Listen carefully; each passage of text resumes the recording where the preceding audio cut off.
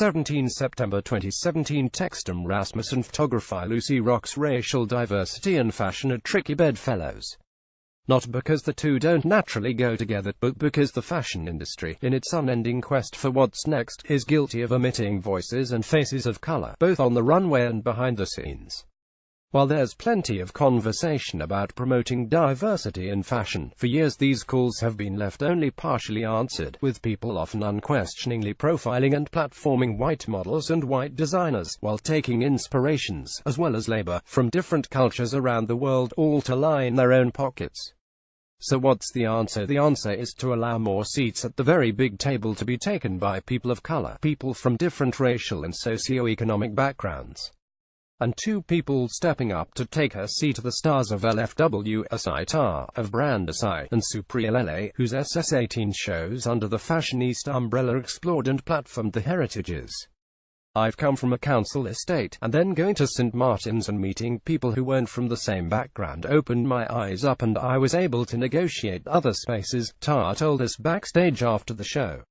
I wanted to bring that aesthetic from home to this sort of high art platform to make those girls, and make myself, feel like invalidated.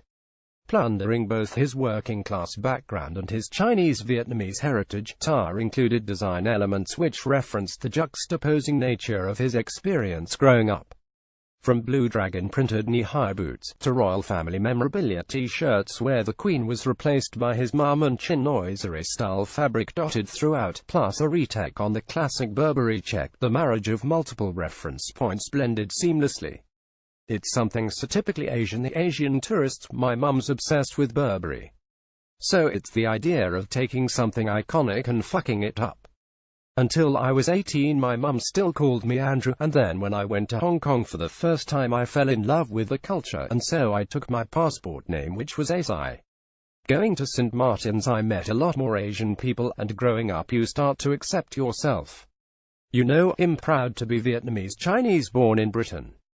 Backstage at Supriya SS18 PhotographyLucie Rox. For Supriya, draping has always underpinned her design.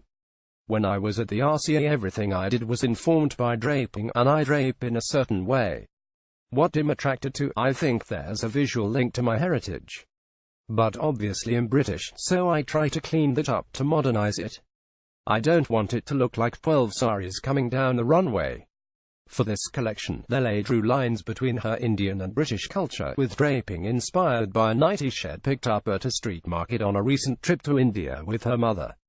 When I was there we were going around seeing family I hadn't seen for ages, and I was thinking about my mum. Oh my god, I can't believe you moved to England at 23, what a shock that would have been for you, especially visually, because when you're in India it's mental. It's a completely different visual landscape, and then she moved to Ipswich. So I was looking at this idea of jarring. It's something so typically Asian. The Asian tourists, my mum, obsessed with Burberry. So it's the idea of taking something iconic and fucking it up. There were bright silks and heavy cottons, as well as dresses which looked like multiple layers of fabric draped expertly into one garment, created out of simple single-colored materials. The collection drew inspiration in cut and drape from classic Indian dress, while also referencing Lele's British identity in the finished attitude and simplicity. I never wore traditional Indian clothes. Neither did my mum, adds Lele. She's a doctor, and she has loads of Indian colleagues, and when they'd go to an Indian event she'd put a sari on and it would be this big thing.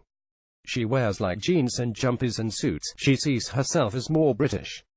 Both Asai and Supriya, through their explorations of the heritage, are positively problematizing just that, what it means to be British, which now, more than ever, is a question to which nobody knows the answer. In order to find it, then, we should be looking to voices like Tar and Lele who, through their design, expose varied and important perspectives through the collections and truly represent diverse experiences which viewers can actually see themselves in. After all, diversity is not just about faces and outfits on a mood board, it's about listening to and learning for these designers who are organically exploring the heritages and experiences on the runway in a way that feels completely removed from tokenism. As the center of a political institution that is in the process of becoming more removed from the rest of the world, we should ask ourselves, what is London fashion without these different takes on culture, different experiences of heritage and, resultantly, different parameters for fashion design? Even as Britain isolates itself, we need to ensure that our creative industries continue to promote and celebrate these perspectives. They are what make this country, and this city, what it is.